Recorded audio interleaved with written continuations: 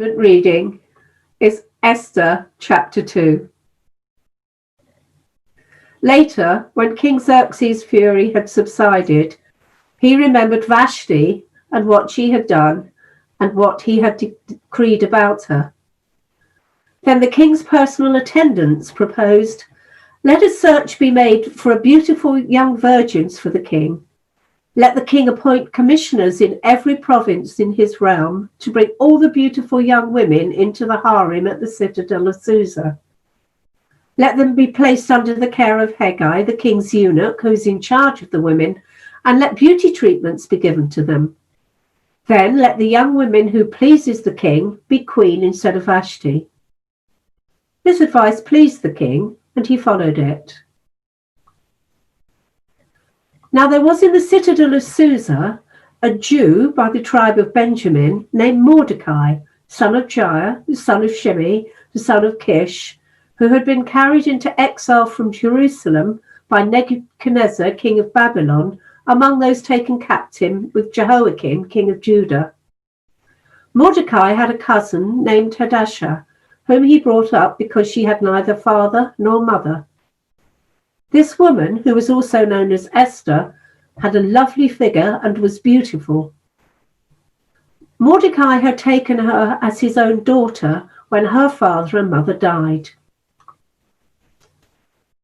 When the king's order and edict had been proclaimed, many young women were brought to the citadel of Susa and put under the care of Hegai. Esther was also taken to the king's palace and entrusted to Hegai, who had charge of the harem. She pleased him and won his favour. Immediately he provided her with beautiful treatments and special food. He assigned to her 7 female attendants selected from the king's palace and moved her and her attendants into the best place in the harem.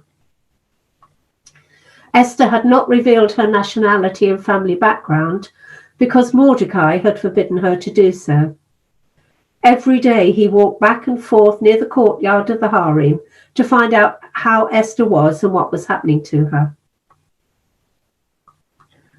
Before a young woman's turn came to go into King Xerxes, she had to complete 12 months of beauty treatments prescribed for the women, 6 months with oil of myrrh and 6 months with perfumes and cosmetics. And this is how she would go into the king.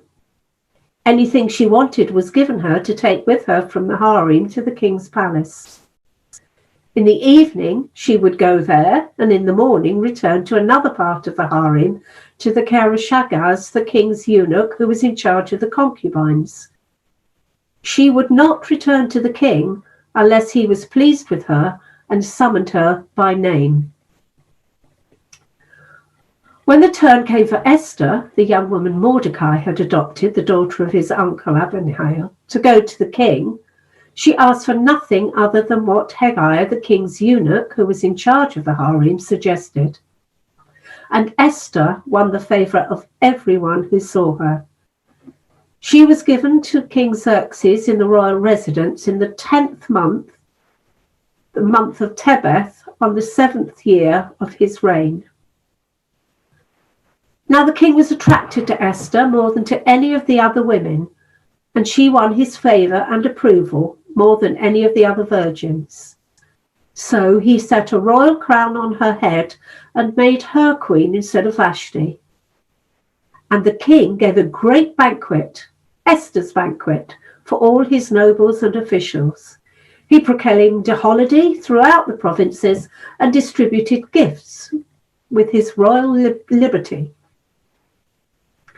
When the virgins were assembled a second time, Mordecai was sitting at the king's gate, but Esther had kept secret her family and background and nationality, just as Mordecai had told her to do. For she continued to follow Mordecai's instructions as she had done when he was bringing her up. During the time Mordecai was sitting at the king's gate, Bigthan and Teresh, 2 of the king's officials who guarded the doorway, became angry and conspired to assassinate King Xerxes. But Mordecai found out about the plot and told Queen Esther, who in turn reported to the king, giving credit to Mordecai. And when the report was investigated and found to be true, the two officials were impaled on poles. All this was recorded in the book of Annals in the presence of the king. This is the word of the Lord. Thanks be to God.